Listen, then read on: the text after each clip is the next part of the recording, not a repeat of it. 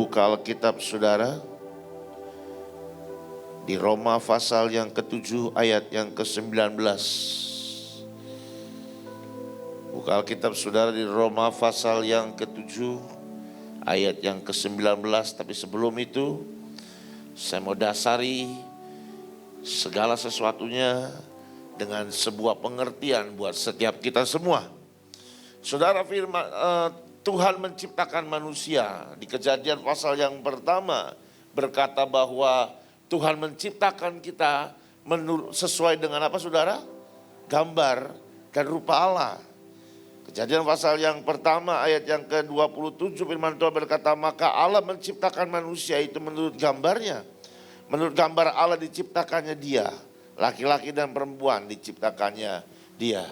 Jadi saudara, pada awal manusia diciptakan, Tuhan menciptakan kita sempurna. Betul nggak saudara? Ya, setiap Anda dan saya harus mengerti dan paham bahwa manusia awalnya diciptakan sempurna. Tidak bercacat, tidak bercela dan tidak berdosa. Bahkan dia menciptakan kita sesuai, seturut dengan gambar Tuhan. Tapi masalahnya ketika manusia jatuh ke dalam dosa, maka gambar itu menjadi rusak. Maka gambar Allah yang harusnya ada dalam hidup kita sudah nggak ada tetap, tapi rusak. Sehingga apa yang ada dalam kita sebenarnya pada dasarnya manusia itu tidak ada yang jahat. Manusia itu pada intinya adalah baik. Jadi lihat kanan kiri Anda, kalau lihat teman Anda sebelah kanan kiri, Anda harus tahu satu hal. Teman Anda di sebelah kanan, teman Anda di sebelah kiri, teman Anda di belakang, semua pada dasarnya adalah orang yang baik. Ya toh? Walaupun ketika engkau lihat, engkau ingat mungkin beberapa hari yang lalu nyebelin nih orang. Tapi pada dasarnya kita adalah manusia itu baik. Kenapa? Karena Tuhan menciptakan kita sesuai dengan gambar Tuhan. Mana ada yang bisa ngomong Tuhan itu tidak baik? Tuhan itu baik kan? Itu sebabnya kita semua pada intinya adalah orang-orang baik. Tapi ketika manusia jatuh ke dalam dosa, maka gambar Allah itu rusak. Sekali lagi, nggak hilang, cuman rusak. Jadi baiknya masih ada nggak? Masih, tapi rusak. Kembali ke Roma pasal yang ke-7 ayat yang ke-19. Sebab bukan apa yang aku kehendaki, yaitu yang baik. Kenapa? Karena pada dasarnya setiap kita adalah orang baik. Cuman rusak. Gambar kebaikan itu rusak. Yang aku berbuat melainkan apa yang tidak kuhendaki, yaitu yang jahat yang aku perbuat. Jadi gambar yang baik yang Tuhan beri dalam hidup setiap manusia itu rusak karena dosa. Nah, karena sudah rusak yang baik itu, akhirnya kebaikan itu cuman ada berhenti sampai pada keinginan untuk berbuat baik. Sampai sini Anda paham gak saudara? Saya akan bicara masalah yang dasar.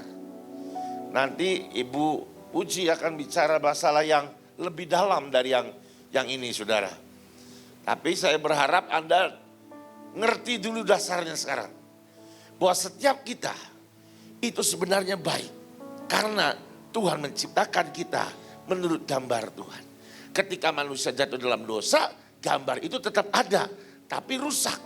Karena rusak, maka setiap kita itu pasti punya keinginan untuk berbuat baik. Tapi karena rusak gambarnya, maka yang dikerjakan itu yang jahat. Saudara-saudara, setiap kita Tuhan tentukan untuk menjadi orang yang berhasil, yang sukses, yang menang, bukan pecundang. Iya, saudara. Gak ada manusia yang diciptakan menjadi pecundang sama Tuhan. Gak ada, saudara. Karena ketika manusia diciptakan menurut gambar Tuhan, maka Tuhan bilang gini, beranak cuculah, penuhilah bumi dan taklukkanlah. Betul kan, saudara? Kata taklukkanlah itu gak cuma sebuah perintah, tapi sebuah destiny buat manusia. Artinya gini, tuh manusia sudah ditentukan Tuhan untuk menaklukkan bumi. Menaklukkan bumi dan segala isinya. Itu gambar Tuhan. Tapi rusak karena dosa. Setiap kita, Anda dan saya ditentukan untuk menang dalam segala hal. Usaha Anda, bisnis Anda, pekerjaan Anda, pelayanan Anda, sekolah Anda, keluarga Anda sudah ditentukan menang. Tapi karena ada kerusakan, maka ayo jujur, berapa banyak di tempat ini Anda yang bisnismu kacau, usahamu kacau, pekerjaanmu berantakan, keluargamu rusak. Betul gak, saudara? Padahal benih awalnya adalah keberhasilan. Saya mau menarik Anda kepada sebuah pemahaman bahwa Anda sebenarnya orang-orang yang berhasil ditentukan untuk menang, bukan pecundang. Tapi seringkali dalam hidup kita gagal, kalah lagi. Lagi-lagi kalah. Kalah terus-terusan. Gagal terus. Kenapa? Karena ada gambar yang rusak. Oke, saudara, lanjut. Jadi, jika aku berbuat apa yang tidak aku kehendaki, maka bukan aku lagi. Maka bukan lagi aku yang memperbuatnya, tetapi dosa yang diam di dalam aku. Saudara, pada waktu manusia melakukan dosa, manusia awal, Adam dan Hawa. Sebenarnya kalau Adam dan Hawa itu yang salah tuh Adam atau Hawa sih? Adam atau Hawa?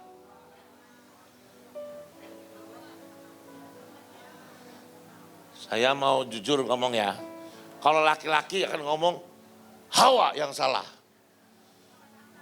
Kalau perempuan bilang Adam yang salah. Jadi mana yang salah? Menurut saya Adam yang salah. Kenapa? Karena pada waktu itu Adam ada di sisinya perempuan itu. Alkitab bilang loh. Ya kan? Yang terima perintah tentang semua boleh dimakan kecuali buah itu, siapa yang terima perintahnya? Adam. Adam di situ, tapi Adam nggak ngomong jangan, enggak, diem. Jadi yang salah siapa? Adam. Tapi yang mengeksekusi kesalahannya adalah Hawa. Oke.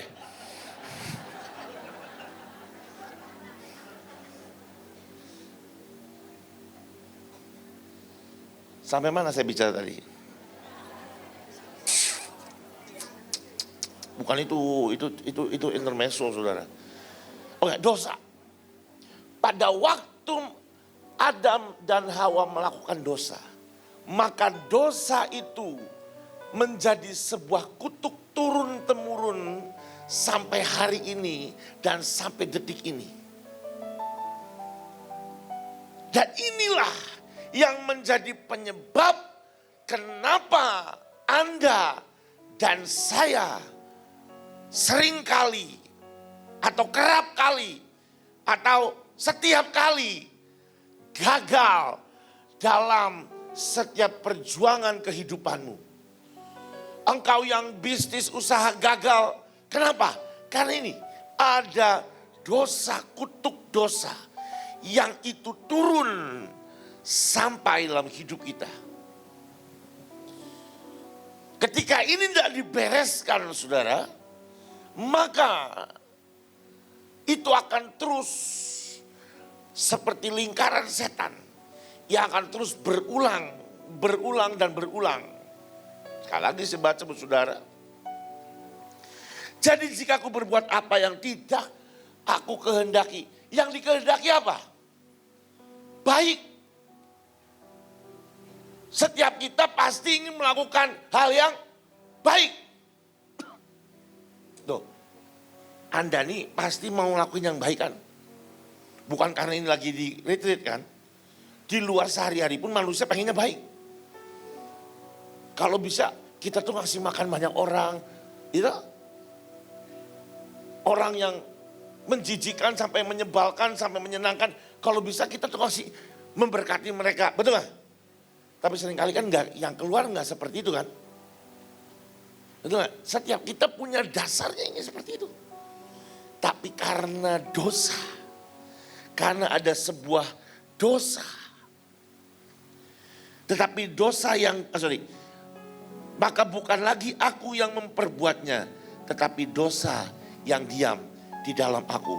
Kalau ini tidak dibereskan, saudara, sampai kapanpun kita akan gagal. Gak ada kesuksesan.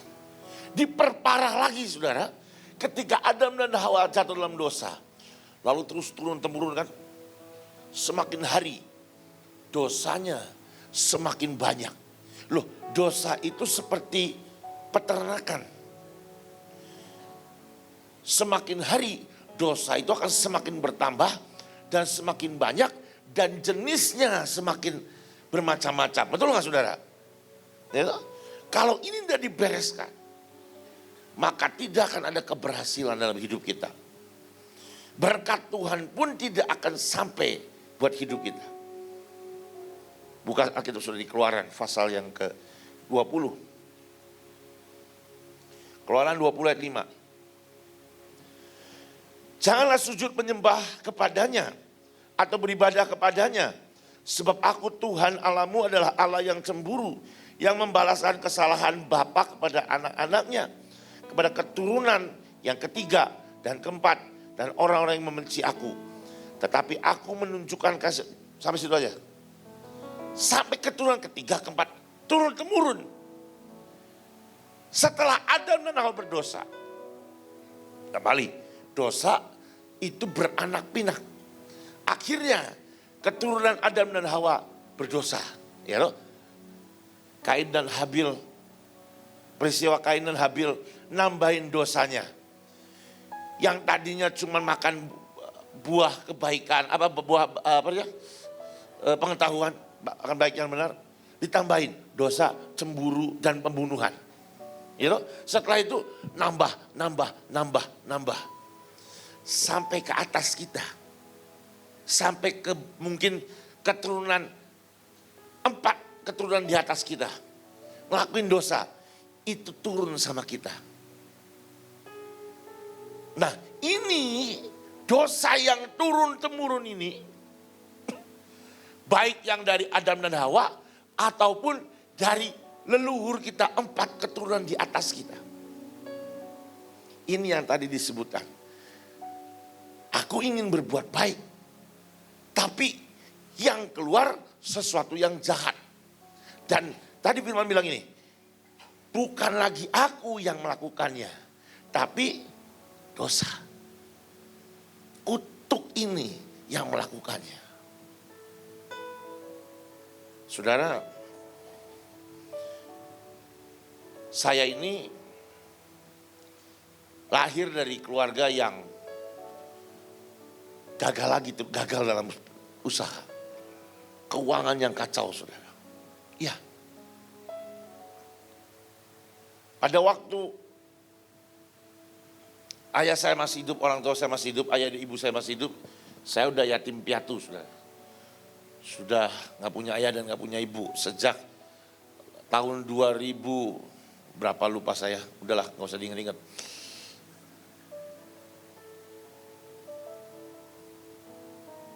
Pada waktu mereka bisnis usaha, saudara, nggak pernah yang namanya jebol, selalu gagal. Bukan nggak pinter, pinter. Usaha ini gagal, usaha itu gagal. Lalu turunlah kepada saya dan kakak saya. Sama. Saya tahun 2002 menikah. Setelah menikah langsung masuk ke pelayanan, jadi hamba Tuhan.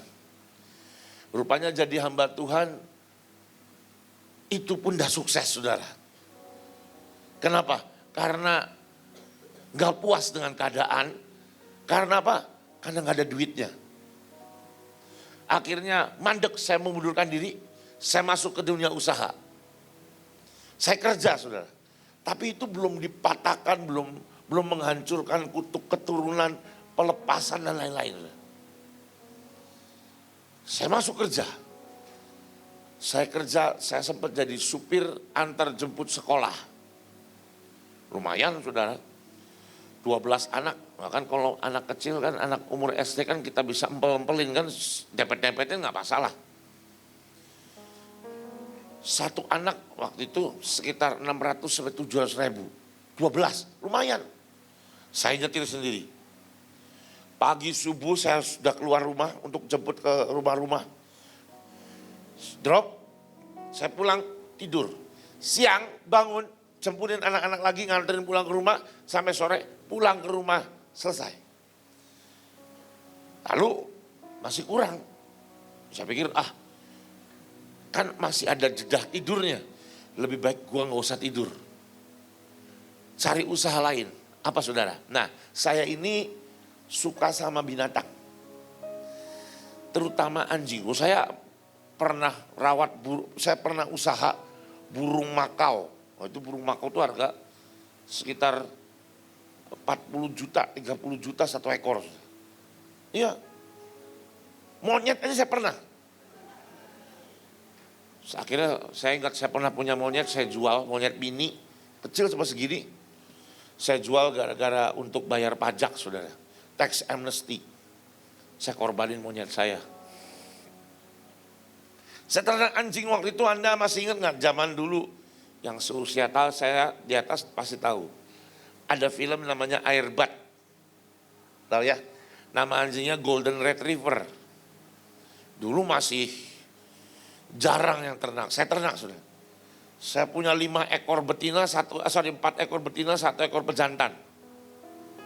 Oh, kalau beranak 10, 12 ekor. Iya. 10, 12 ekor banyak sekali, saudara. Dan 1 ekor anak sekitar 5 juta. Kalau 1 betina 12 ekor, kalau punya 4 kan lumayan, saudara. Itu. Tapi karena ada kutuk, apalagi meninggalkan pelayanan, itu kutuknya double.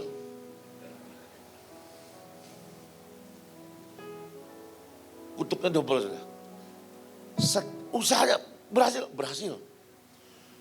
Anak-anakannya banyak, saudara. Beberapa anakan anjing saya diikutin show, nggak juara tapi lumayan jadi perhatian buat banyak orang. Cukup terkenal.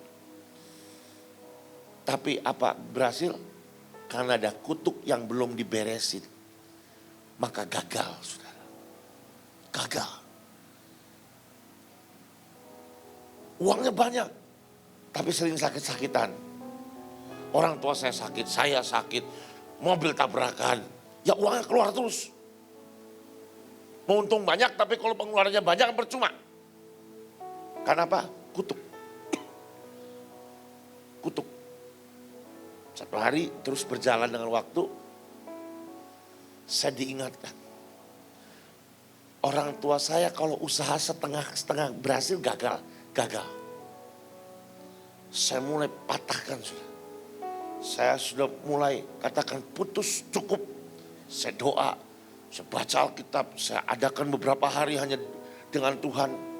Nyembah Tuhan, saya minta Tuhan lepaskan, saya koyakan semua kutuk keturunan. Saya lepasin semua. Apa yang terjadi? Pada waktu pandemi, saya punya usaha bisnis. Masuk lagi bisnis, saudara. Kan sempat berhenti bisnis, masuk bisnis. Saya ingat, aku sudah patahkan kutuk. Apa yang terjadi?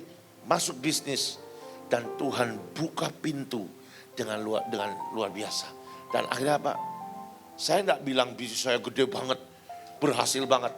Minimal bisnis saya bisa membiayai pelayanan saya. Minimal bisnis saya bisa dinikmati buahnya. Iya saudara, saya bikin sebagian paham, yang kenal saya tahu saya jualan apa ya. Jualan makanan enak pokoknya. Jadi sesuatu yang dipanggang, kan panggilannya imam harus membakar korban bakaran di atas api dan kayu kan ya. Iya saudara, tapi di situ ketika kutuk sudah dihilangkan, sudah dibatalkan, apa yang terjadi? Ada berkat Tuhan dan kita bisa menerimanya maksimal. Anda bisa bayangkan saudara sampai hari ini, detik ini, setiap kali kalau misalnya besok mau bakar daging, misalnya saya butuh 5 juta. Ada berkat Tuhan 2 hari sebelumnya, 3-4 juta. Saya beli daging, saya bakar dagingnya, saya jual kemana-mana, sudah laku habis, uangnya disetor ke istri saya. Dan di istri saya dipendam dan tidak pernah dikembalikan ke saya modalnya. Minggu depan ada pesanan lagi, selalu ada berkat lagi. Jadi ditumpuk. Selama bertahun-tahun ditumpuk gak pernah dipakai. Puji Tuhan saudara. Desember kemarin kita pakai, ngapain? Jalan-jalan. Haleluya. Kita doling kemarin ke Eropa saudara. Dolan keliling. Ya kan, kalau Mahanaim doling kan doling beneran kan ya. Saya bukan, kebetulan Mahanaimnya cuma setengah saya. Setengahnya AOC. Jadi saya dolingnya dolan keliling saudara. Ya, lumayan. Tapi apa? Ada kutuk yang harus diberesin. Amin saudara. Hari ini saudara, saya tidak tahu. Saya tidak kenal Anda satu persatu. Tapi saya beritahu buat saudara. Hari ini, semalam saya berdoa. Tuhan, apa yang aku mau harus sampaikan? Sampaikan ini nak, dengar ya. Tadi teori firman Tuhannya. Sekarang saya mau sampaikan pesan Tuhannya. Bereskan secara roh dalam hidup Anda. Setiap kutuk hari ini harus selesai. Karena mulai tahun ini, engkau akan terus dipakai Tuhan untuk naik. Saya tadi sempat bicara di tempat green room. Beberapa Anda sudah ikut sama saya, sudah ikut pembekalan yang di Jakarta.